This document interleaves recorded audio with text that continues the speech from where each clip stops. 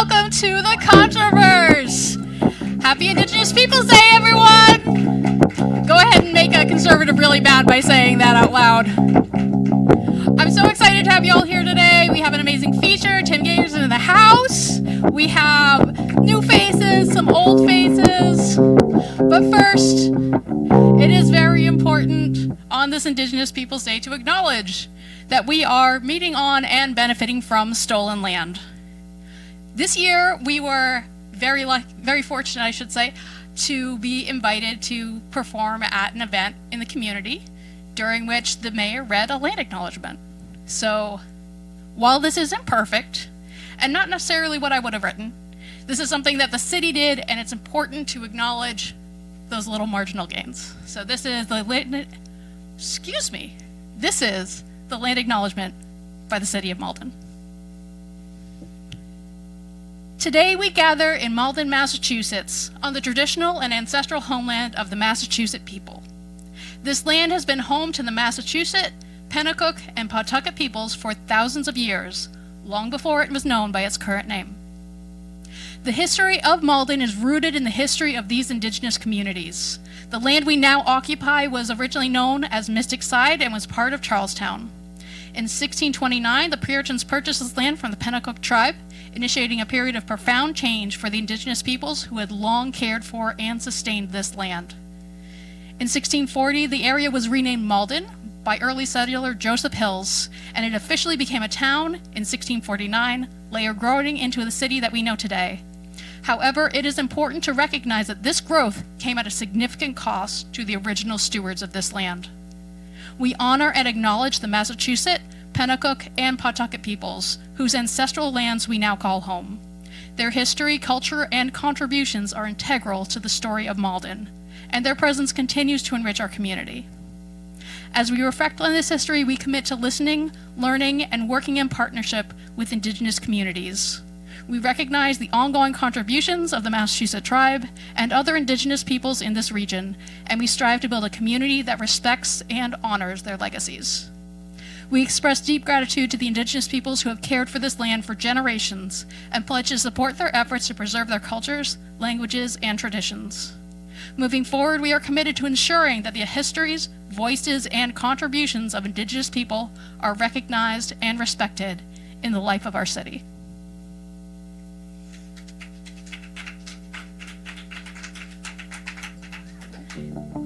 Thank you all for that. I know it's long, and that's what you get when the mayor writes something. First up, before we get to anything else, Jeff, are you ready, or are you still on your phone? I'm ready. All right. The man who makes sure the sound is on, everybody please put your hands together for Jeff Taylor.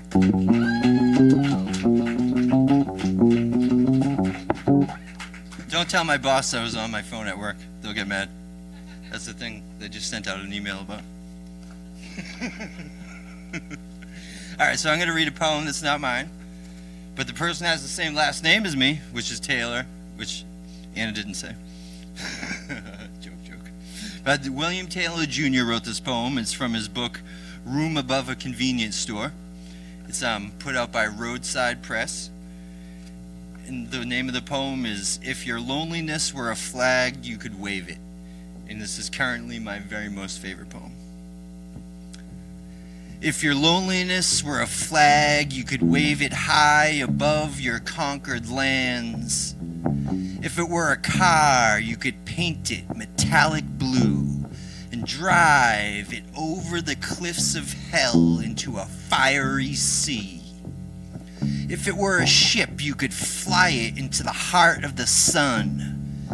If your loneliness were God, you could curse it or petition for mercy. If it were a stranger, you could turn it away at the door. If it were a heart, you could stop it. If your loneliness were love, you could steel yourself to it, toss it letters unopened into the trash. If it were a law, you could break it or strike it down. If it were a house, you could set it aflame and watch it glow from distant hills. If your loneliness were your mother, you could pack your things and run away. Make it suffer for the years of pain. If it were a ghost, you could banish it back to the nether realms with a spell or a charm. But your loneliness is a song, and you have an ugly voice. The neighbors complain every time you try and sing. Thank you.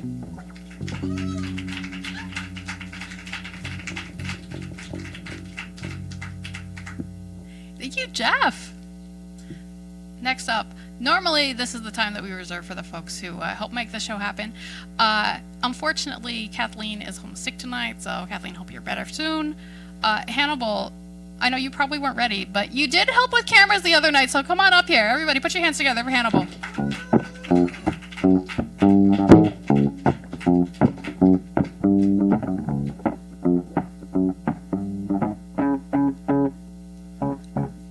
Thank you all for being here. My name is Hannibal. I'm a little shorter than the regular average guy. I found out that America's average height is about 5'9". So I'm really small, and I'm getting smaller every day. I, of course, had a number of poems ready, and here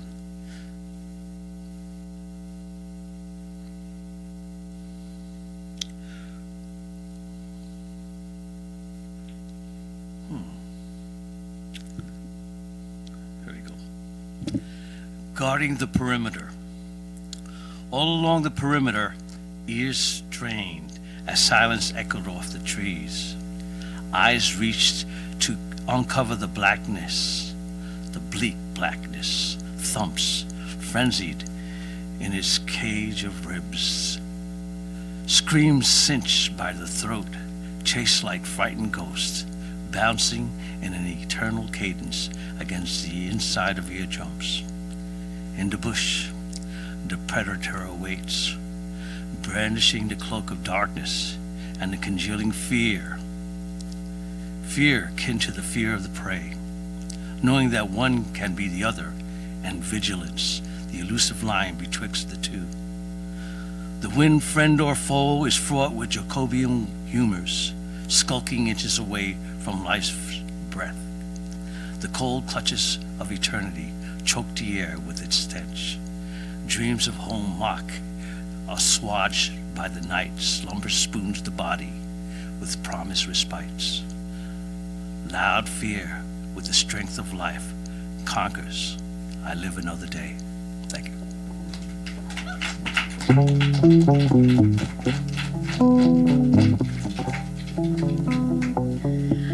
Thank you, Hannibal. Next up, inviting out from the booth, the man who makes sure the cameras are on, are pointed at the right people, and are somewhat, maybe a little bit white balanced depending on the lighting of the day.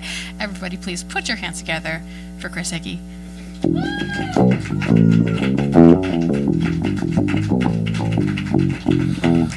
Thank you, Anna. Just a quick, let everybody know that when you're up here, eat the mic. Get your words out there. I have a hard time hearing in the booth sometimes, so it's okay to be intimate with the mic. This right here is called Dreams of the Fall. It's the first chapbook I put together, and I sold one copy at the last festival that Anna mentioned earlier, so very happy about that. So I have a poem to share with you tonight. It's called Curb Apple. Walking wander Boston proper, and what should I discover? A discarded apple in the gutter. Not picked, but dropped, not no one stopped, shape and core intact. As passers-by look on, pocket phone withdrawn, worm farm left and gone. Pick it up to shine, trash can disinclined, falling by design. Curb crestfallen fruit to businessmen in suits, and homeless folks rebuked. Curb, not crab, a furtive grab, missed to have, an original no sin. Not without, within, a guttural dustbin, choosing to be free, left alone unseen, an Alamode sweet dream. I'm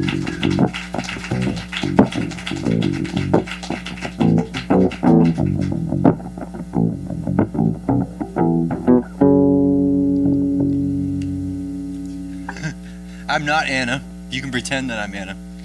I'm going to announce the feature. Our feature is next. I hope you get your hands ready to clap, because it's clapping time is about to happen once I read this bio.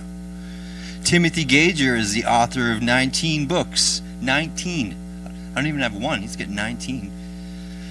19 books of fiction and poetry.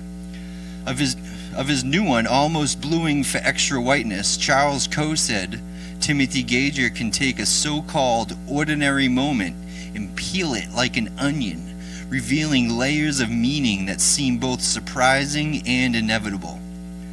Pulitzer Prize winner writer Robert Olin Butler called Tim a genius of the quotidian, keenly observing the details of our lives and rendering them so that we can hear the deep pulse of our identities, of our pure being within them.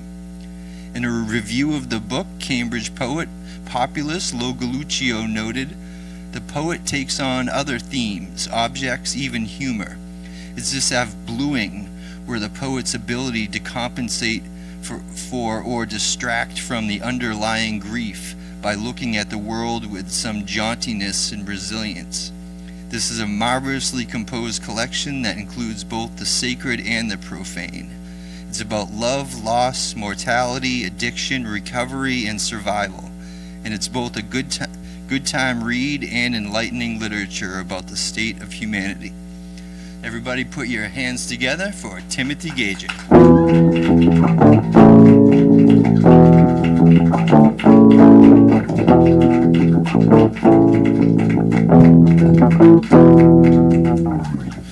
So many options: podium, stand-up, stool, chair. I'm just gonna be half podium. I'm gonna start with some new ones. Not in the book, then I'll go from the book. If the mind goes first, for my father.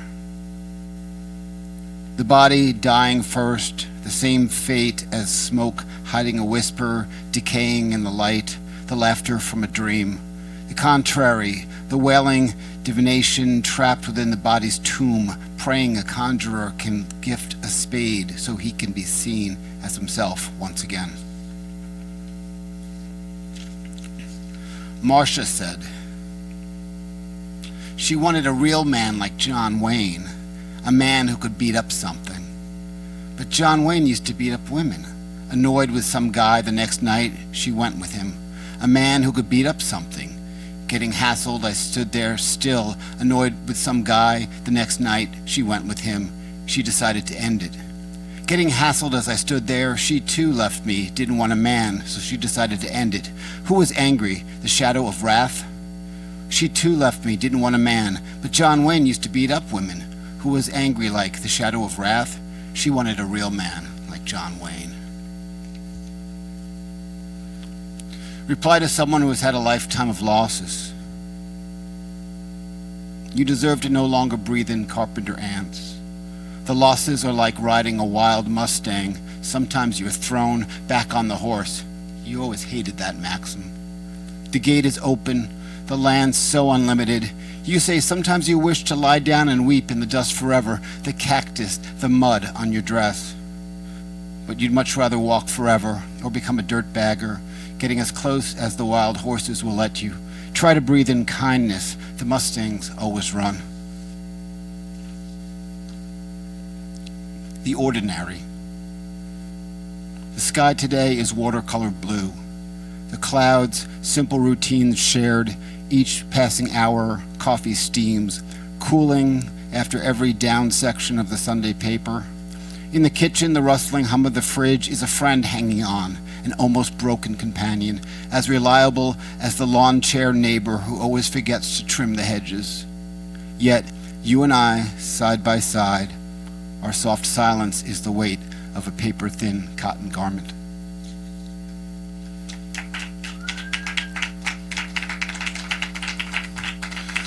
So this book came about, a lot of the poems were written in 2022 where I had a really, really bad year. And Things are better now. I had a shit day today, though. But things are, one of those days that like everyone's just fucking mad at you for no reason. So 2022 was kind of rough. So that's the only explanation I can give you. The poem kind of explains it. I didn't want to call the 988 operator late 2022. Don't look up the movie about the world ending, but watch the end. Meryl Streep is eaten by a dinosaur. You said weeks later at the farm we stayed at in Maryland, that was one of the good things from the year, and I said my last goodbyes to my father on that same trip. He died a week later, as did my demeanor. Then you left, me pacing the living room floor when all I wanted was solitude. Walked to the kitchen, then back. My head became thick and black as night. I didn't want to call a 988 operator to discuss the Cretaceous Paleogene extinction event instead of how I felt. But I did. I called a 988 operator who only suggested to get something off my chest. But there wasn't anything on my chest, I know, because I just looked. For my friend Sean, who died after my pet rabbit did, I wished myself extinct, like the Bronxtorock. This very night paced back and forth, the back and forth. That was a time, one day at a time, left me right here. Dependence. Yeah, my mother died in 2019. My father died in 2022. My mother lay in bed, pushing the buzzer till no one came.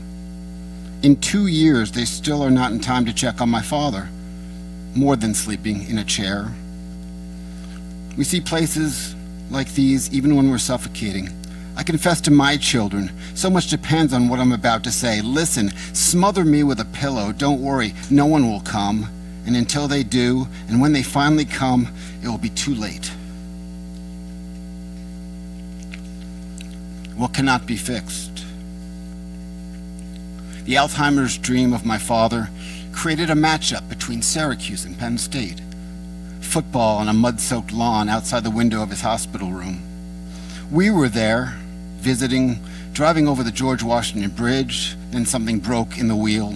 All seemed bound by brittleness, lacking adhesion, cracked, held by weak glue. 2. We, always so attached at the hip, standing by his bed that very last time, holding on tight as worlds were tumbling. How could our feet stay on the ground? I can still only imagine the crumbling of paper. It sounded like Dad's hip breaking, my discarded love poem crackling when you threw it in the fireplace. The axis of the earth shifted. Every burnt ash flew away. After you go, we send to the sky our grief when writing letters to the deceased. We know where Joe DiMaggio go, but that's not real. No one makes our longings into a song or into a flower or sugar. It's simple, Simon. God cares for the loved ones, even though we're the ones needing it, left looking up with paper and pen, praying the messages received, if impossible to address. So that's the blue section of Almost Bluing, which is pretty blue. And this is the extra white section, which is it's still pretty damn sad, but it's more about social consciousness. Reflections, a 17-year-old drug addict 40 years later. The guilt after I slipped ginger root into my pocket at the market, easy enough to pay, hard because it's difficult to quit what I've always done. I wanted to stop speaking badly about people and places, inciting thin concentration within the blue thoughts, while isolated into the lonely, empty echo of lunacy. Remember our bodies craving this contact, a hammer on nail, fused wooden support beam, striking of permanence. God, give me a chance to beat this one day. On that tomorrow, I started clean.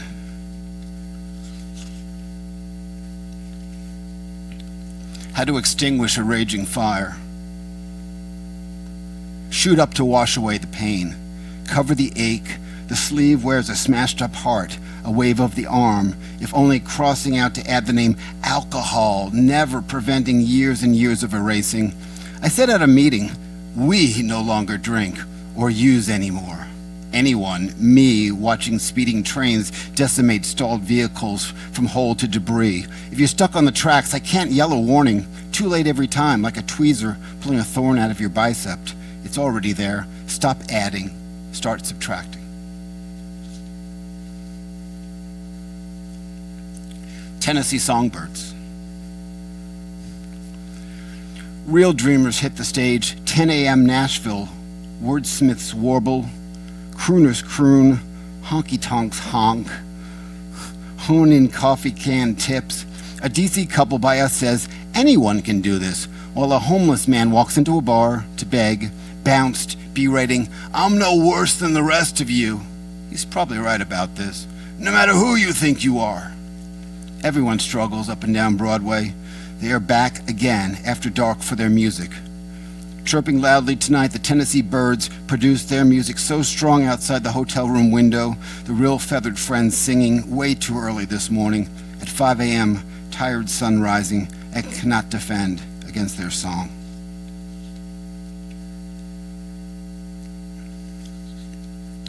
Found in a basement in Dorchester. This is late 2022 as well. This was sort of the last straw. This is a guy that I sponsored in this narcotics program. Sean, found beaten by a bat while wearing fishing gear, not there to fish, there to reel in opiates, not there to fish or to be bludgeoned, making a final request in an unfinished basement not to be bludgeoned while wearing fishing gear, to reel in opiates, not to be bludgeoned, his final request.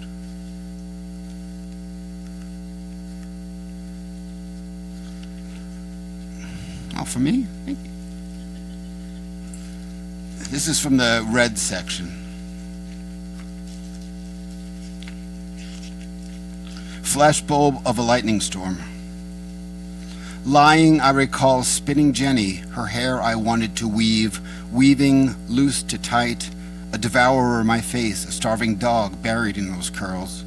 Standing, untwining our interlaced fingers, freed now to sip a drink, shut down the fan, my sweat stops drying, I saturate, sinking into your bed. Am I now this high? Into the silent sea. I got a few more. I feel like I'm reading really fast. It's so quiet down here. So quiet you can't hear the rage on the seawall. Feel the twisting turn of your stomach, the nervousness of nobody home. The moon was not full today. It was shaped like a heart, seen from the bottom, light diffracted in a way that made you nauseous, spun down amongst lanternfish, cookie-cutter sharks, bristlemouths, anglers, and viperfish, some sort of eel pout. Nobody likes you, you say to them, but you are here too, like an incredible ship, sunken and abandoned.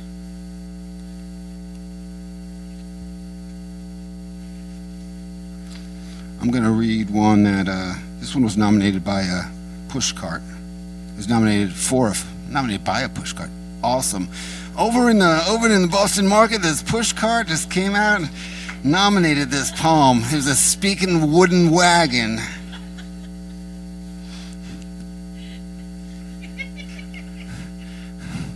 On my gravestone, my epitaph is going to say, he thought he was hilarious. Star Island, Night 1, 2024. The vessel delivered us, circling seagulls dotted around the island's hotel. A hung picture, this, white gull, blue water, the calmness of the completed. Back home where excavators roar, they survive to make noise, digging 6 feet down, covering up serenity with the dirt. There's not kindness to this burial, ignoring what we have laid down. Tonight the water laps in polite clapping, while a bird joins the choir, its tone perfect, a piece of the congruence. Swiftly, the flash of, can this be real? Damn, it can be. And the last section is bluing, and the bluing section is humorous, but I think so. Bluing section is what I think to be humorous. This is to all the roast beef shops in Massachusetts.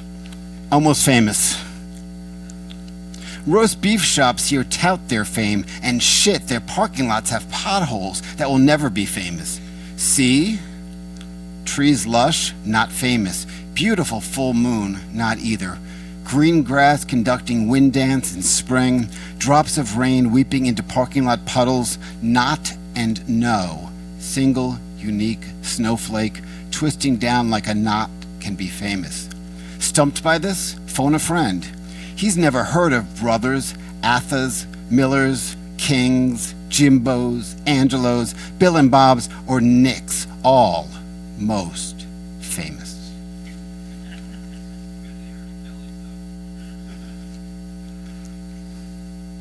I'm going to close with the last poem in this book, and I invented this new poetry form. It's called the $25,000 pyramid form.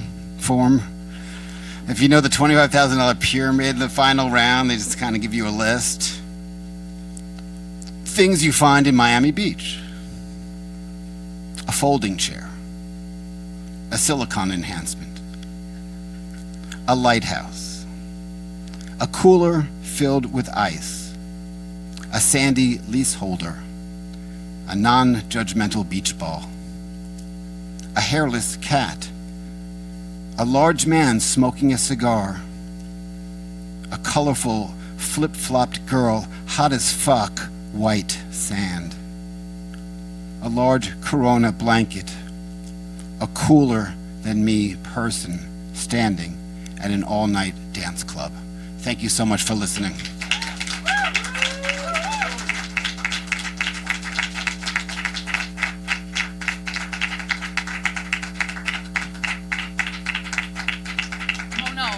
Suddenly short. I'm not usually short, you guys. I'm not used to this. Anyway, please keep it going for our amazing feature, Tim Gager. Buy his stuff, support artists. It's important. Otherwise, we get stuck doing day jobs and we get too bored to do things. Anyway, I have a list here. Who's on it? Could it be the woman who has been sketching my boots and socks thinking I wouldn't notice? Lisa Sears, come on up.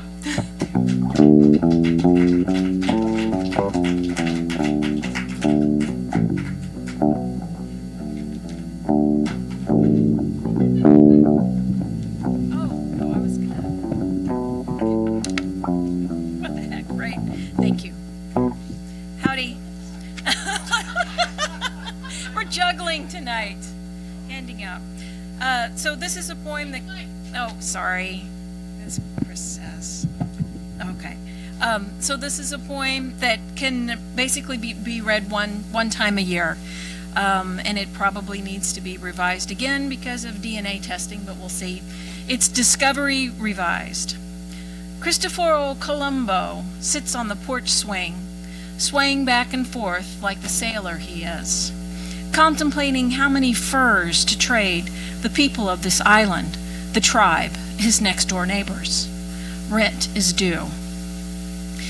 As he squints at the waves, Isabella's stern breasts float to his mind. Surely they must be yielding to the right hands. Swinging like a fisherman in a wooded boat, arms linked together like his mother's arms when she cradled him, Cristobal Colon slips into sleep and dreams in brilliant color. On Christmas Day, the ships of opportunity were sent back empty to say there's nothing here. Christopher and more than 30 others stayed behind to study, to travel, and seek in this new world. No glory for Spain, or Italy for that matter, in this just known and undivided land, says Chris. Good. No lines of latitude on this tropical heart. A black swift that flies above sees no break on the frontier. Thank you.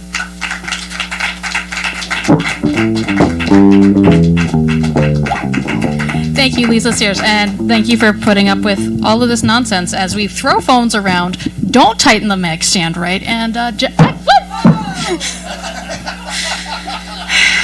doing it live, folks. We're doing it live.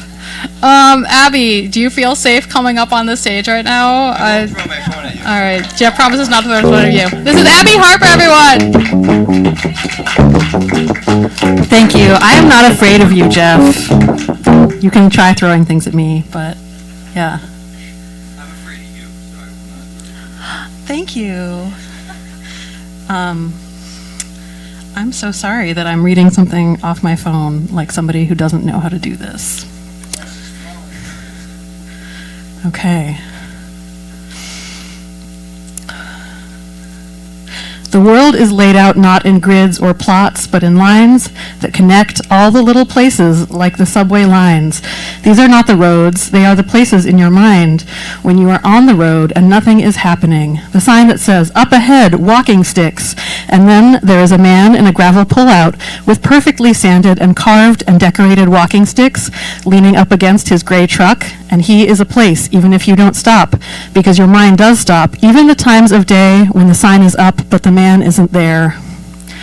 Mostly I drive by when he isn't there. I am mostly not moving in the rhythms of other people these days. I am driving north while the 3 clogged lanes of tourists are heading south. Monday afternoon of Labor Day weekend, I see them in their large cars, bikes and coolers and boats strapped on, or just nothing, the shiny beige or black SUVs that give you no clues except a Connecticut plate.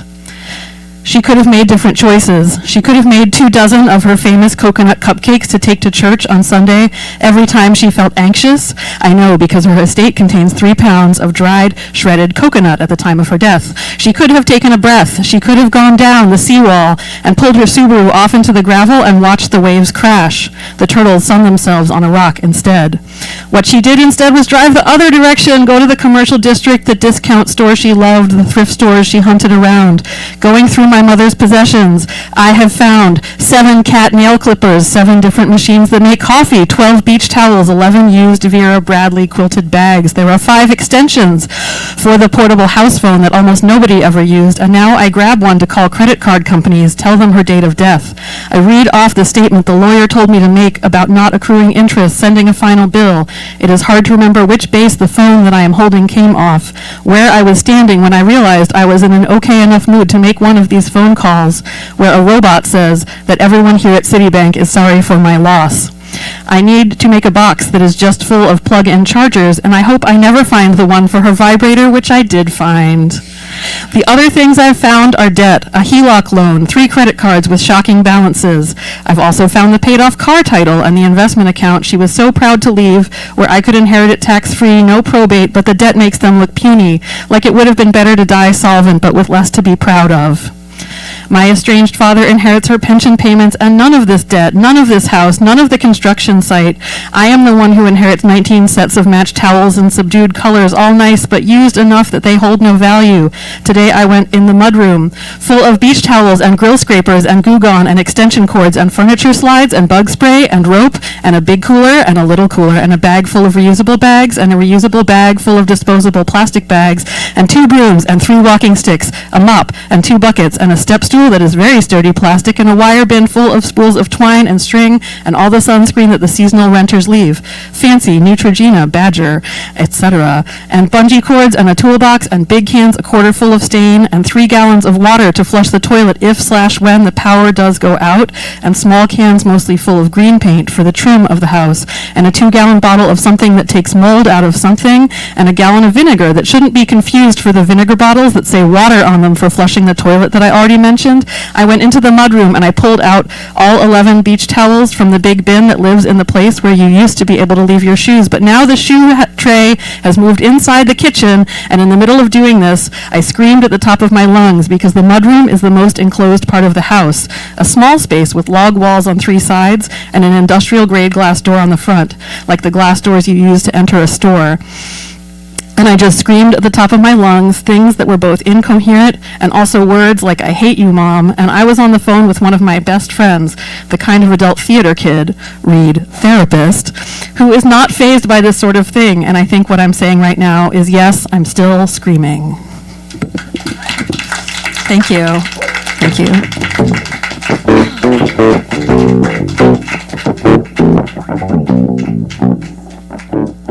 Thank you, Abby. That was amazing. It was extremely real. Thank you for bringing that today. this is the point in the show where I regrettably have to ask Ethan what the hell he has planned for me and Jeff today. Am I getting chairs thrown at me again? What's the plan? Wait, you need a mic. Stereo. This evening I'd like to, with the help of Anne and Jeff, ponder the question in poetic form of just, what is art?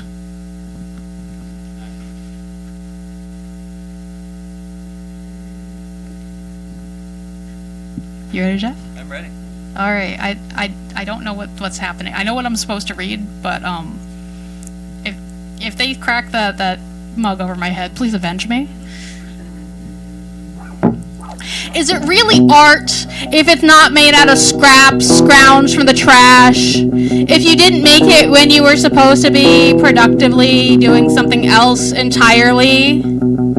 Is it really a poem if it isn't scratched on the back of something else, chicken scrawled frantically before the idea leaves, gnawing at your insides until the day it's freed? Is it really anything if it isn't born screaming? Sure, there are masterpieces made leisurely, and there are monuments to adequate support for artisans, giving them time and space to refine what was a wild neural firing into something worth admiring. And isn't it good to have this breathing room to hone the skill to become better at mashing materials into a shape of one's own choosing? To master meter, metaphor, pitch, and tone, build knife skills, and learn the secrets of the kiln? Was it really art or merely decoration? Only graphic design, just baking bread, painting walls, making propaganda masquerading as poems? Is it really art if it's what you're supposed to be doing?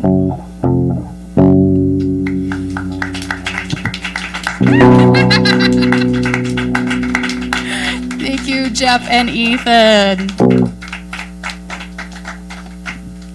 Who's ready to follow that? I'm looking right at you. Everybody, please, put your hands together for the long-suffering Jason M. Rubin.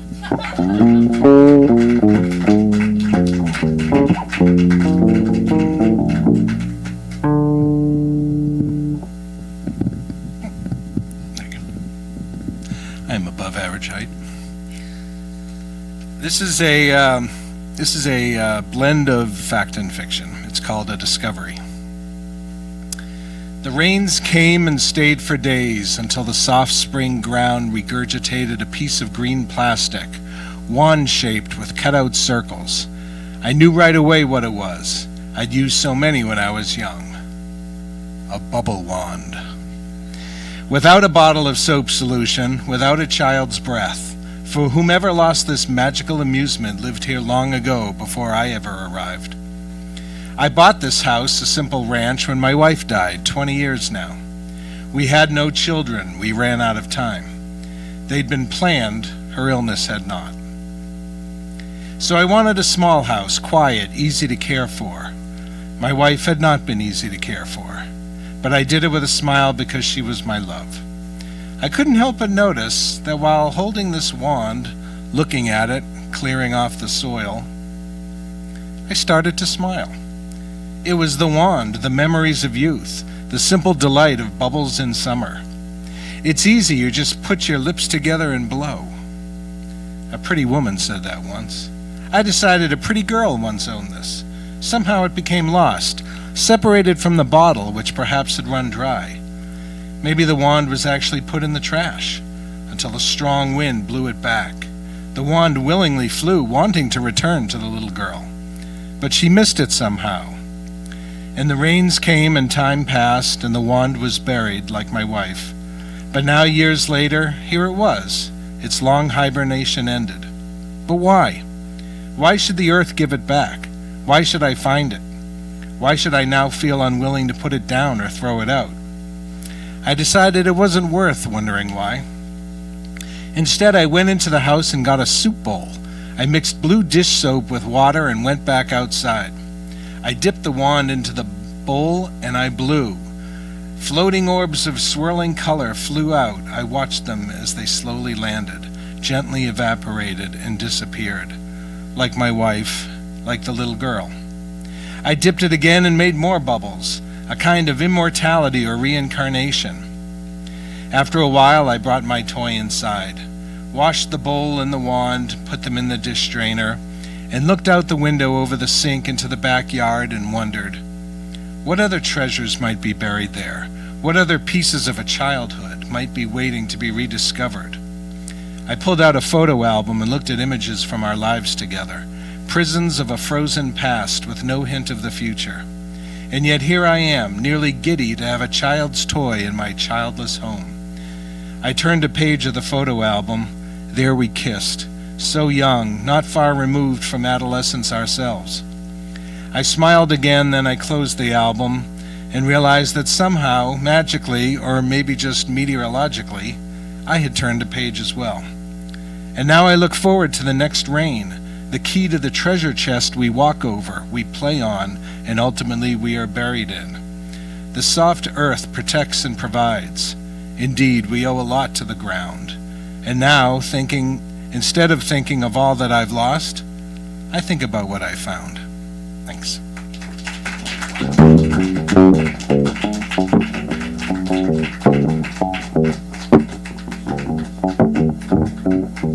Thank you, Jason. Next up, we have the last person who signed up on the list. I don't remember if you've come up here before, and I've just forgotten your name, or if this is your first time, but please, everybody, warm welcome to Daryl.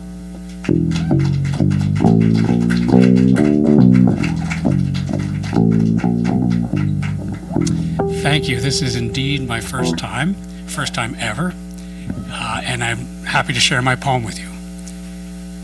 It's called The Dream. Curled on the ground, panicked, disconnected from my body, yet not. My hands and feet dissolve in the acid fog around me. My chest both a gaping cavity and clamped in a vice, the vice of circumstance. My breathing forcibly shallow, unable to inhale deeply against the imposed constriction, afraid to exhale and yield more ground to the compression, and make my own respiration the mode of my suffocation.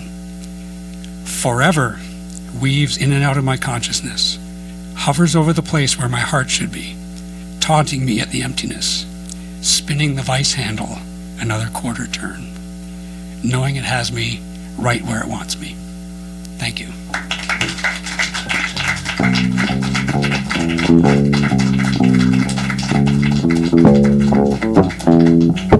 Thank you, Daryl. Thank you for coming out tonight.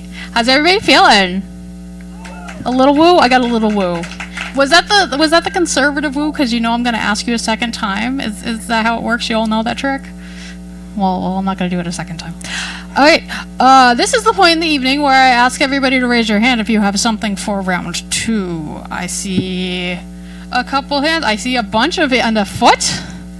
All right. It's exciting.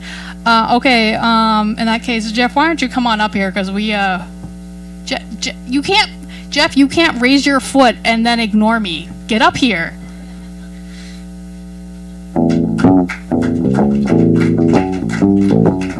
I'm going to read somebody else's poem. Again, this is my friend from England who wrote this poem, and I want him to see me reading this poem. So with somebody, I'm recording. Okay, I didn't throw it that time. This is a poem by Adam Gary. He is the poet laureate of Surrey, England, and this is from his chapbook, Paws and Wings.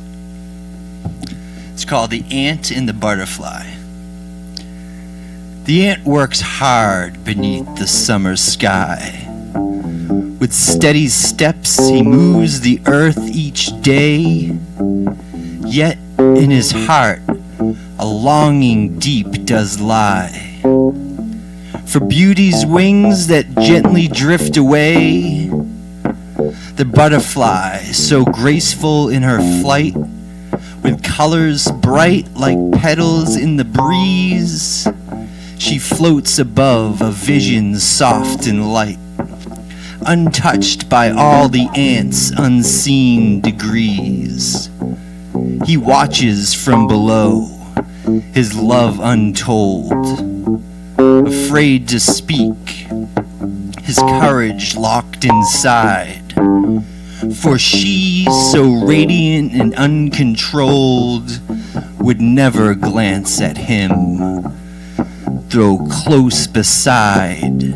And so he toils, his silent heart denied, for love that blooms yet never shall collide.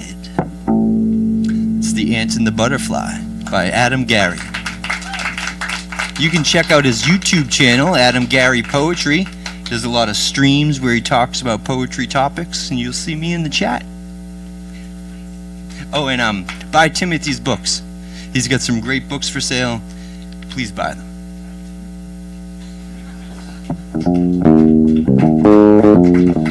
Plugging shit is an important part of this. All right, you guys, don't take. Anyway, Hannibal, you got a second piece? Yeah, come on up here, everybody. Put your hands together for Hannibal.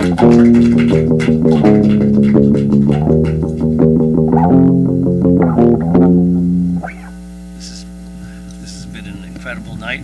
I'd like to thank those of you who did all evening. It was well worth coming here for this. The autumn of his life, she came. In the autumn of his life, she came as if twined by the wind.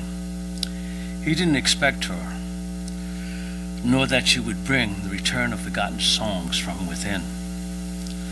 Joy accompanied her, heeding her whims, and he danced the dance of youth as she'd sing to lost melodies and forgotten songs from within. In the autumn of his life, she came as if twined by the wind. He didn't expect her, nor that she would bring the return of forgotten songs from within. He spiraled with glee as the muses smiled, the stories of old that he had compiled. Retold as if new, his eyes shined again with the sparkling glint of a forgotten man, and the folds of time shuffled out of view, once again renewed. In the autumn of his life she came, as if twined by the wind. He didn't expect her, nor that she would bring the return of forgotten songs from within. In the latter decades, he fondly embraced her, and the sky, love again, he imbibed.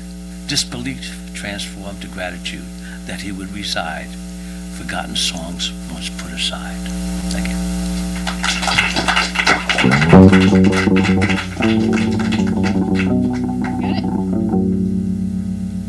Okay, maybe we need to put the step out. I don't know, accessibility is a thing. Everybody, if you would, kindly put your hands together one more time for the man behind the cameras, Chris Hickey.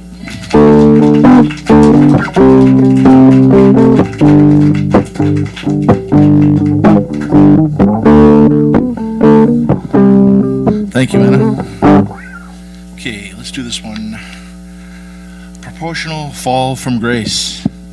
Coffee beans roasted to perfection, patience paying off in some measure, the most welcome and most comfortable chill of autumn that can be handled with cozy blanket warmth, looking for furnace noises with my ears, metallic mechanisms and air tickety-tack and vibrate towards a low and sustained hum, looking to toast the tips of toes, peeking through shameful holes of worn-out socks. Myriad leaves get whipping up red, get a whipping up yellow, and die in tornado dances looking both uniform and frenzied orange. Frost gaining momentary possession of glass surfaces, then slowly sliding down as a weakening sun rises up, off a fire maze horizon. Seasonal smells advance as Canadian cold fronts push the remainder of summer away to memory, until we once again glow magnetic, ablaze in the vernal majestic, suspended somewhere in nature's supreme transitional testimony to existence.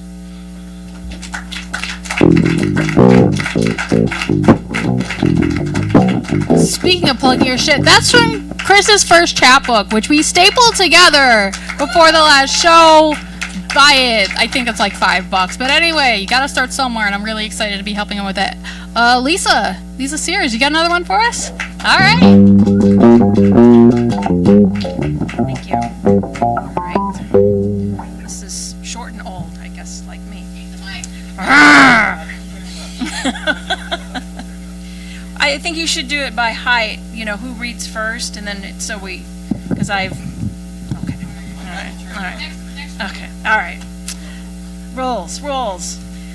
Shutter Flight, after Edward Muybridge. When I was a bird, my wings were all in all. Gray flutter, I was a cloud, over the ocean, flow and flow close to the waves. When I was a bird, the salt gathered onto my wings, and into the water I fell.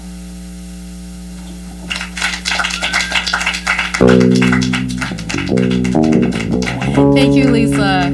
We love the short ones, and not just because we're looking at the clock. Abby, do you have a number 2?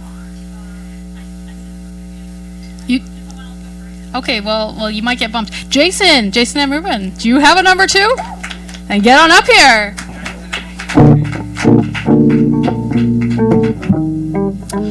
Okay,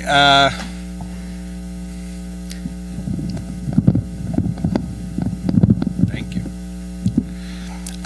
It was Yom Kippur recently, and being a Jewish man, I was thinking during the Day of Atonement, and this line came to me, and I worked on it some more, and that's kind of all it is to say about it. It's called "Who Cares? I'm Fine." In a world of unspeakable evil, what do the sins of one man matter? After all, I am a humble and considerate man, flawed, yes, but my sins are not so bad. Their worst trait is their ordinariness. I lust, I lie, I don't act when I should. I accuse, I deny, I don't act like I could. I owe some friends money, I took someone's pen, I swore in God's name, and I bullshit a friend. But I didn't kill anyone. No one's death did I cause. I furthered no one's suffering. I simply did no harm. I didn't bomb anyone from a missile from above. I didn't shoot anyone with an automatic gun. I didn't stab anyone. I didn't poison their cat. I didn't punch their poor mother and tell her she's fat. I didn't rape anyone. I didn't racial profile. I didn't cuss out an Asian. I didn't greet anyone. Heil! I just lie. I just lust. I lie. I don't act when I should.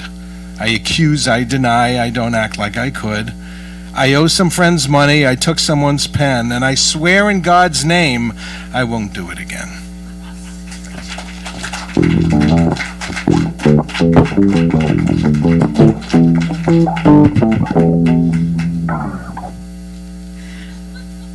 All right. Daryl, did you bring a number 2 this week? You do have a number 2? Well, you are up next, sir. Come on up here.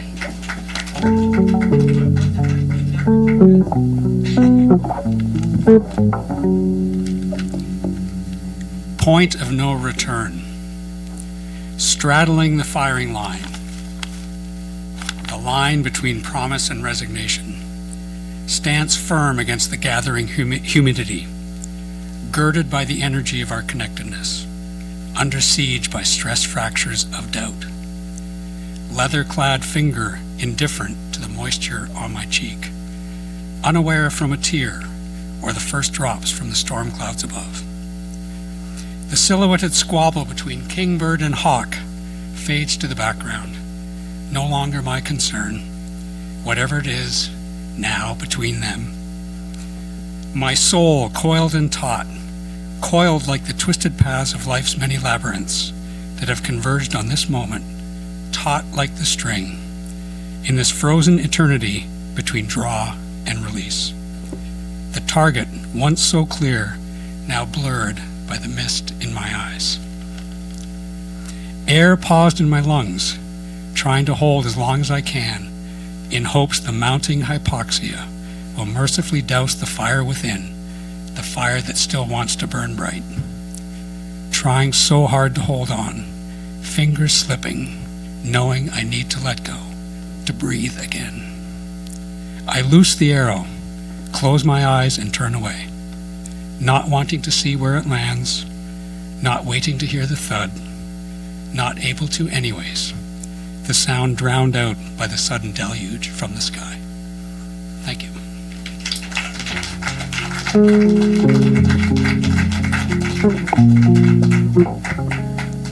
There's only one thing I like more than a new guy. That's a new guy who brought 2 poems.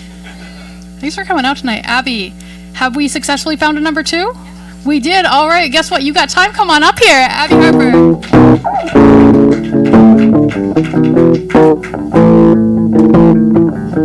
Thank you. The first one was really long, and this one's really short. Oh, hi, Therese. Your eyes are blue, and I've never been that close before. The way they change all the light around them like a coat of snow in gray winter. The whole place is bright, and it makes a person think, yes, everything is different here now. It's good to just be now. Things look brighter, and why wouldn't they? I reach for you over and over. I can't stop touching you. Is that okay? It feels like a thing I've been doing forever, but it just started.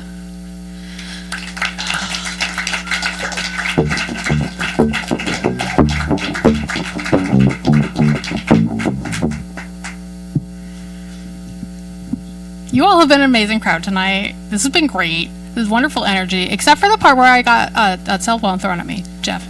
Nope. You almost threw it again. All right. Before we get to my poem and the end of the show, I want everybody to just take a moment and please clap for Osa, who opened up Uma for us. It was supposed to be closed today. This is her day off. She is not even supposed to be here today. Thank you for making this happen. And now I'm going to read a poem that I was very surprised actually got featured at UMA a couple years back, the lines, connecting lines thing. And I was surprised because it's full of cusses. Don't you dare tell me what a good job I have done.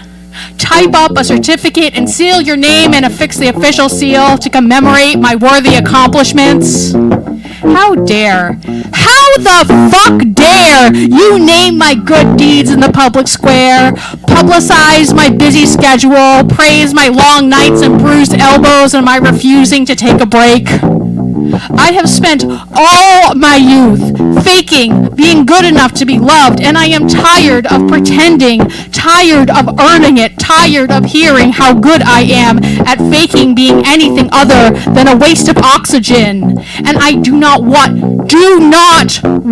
you to tell me that I really am good, really am worthy, really am anything better than the lump I feel like, because if love is something that must be earned, it must be able to be lost, and I do not want to be lost. I do not want to spend every moment on this earth faking it.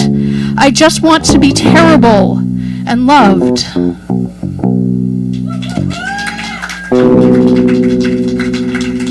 And with that, we are going to wrap it up for the evening. One more time for the whole crowd. Y'all have been amazing tonight.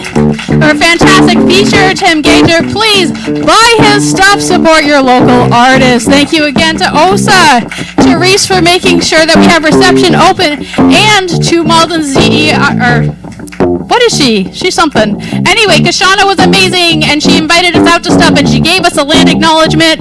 Happy Indigenous Peoples Day, everyone. This is the Contro-Verse. We film at UMA, 145 Pleasant Street in Malden, every second and fourth Monday, until such a time as they kick us out of the building, or we don't want to do it anymore. Good night, everyone.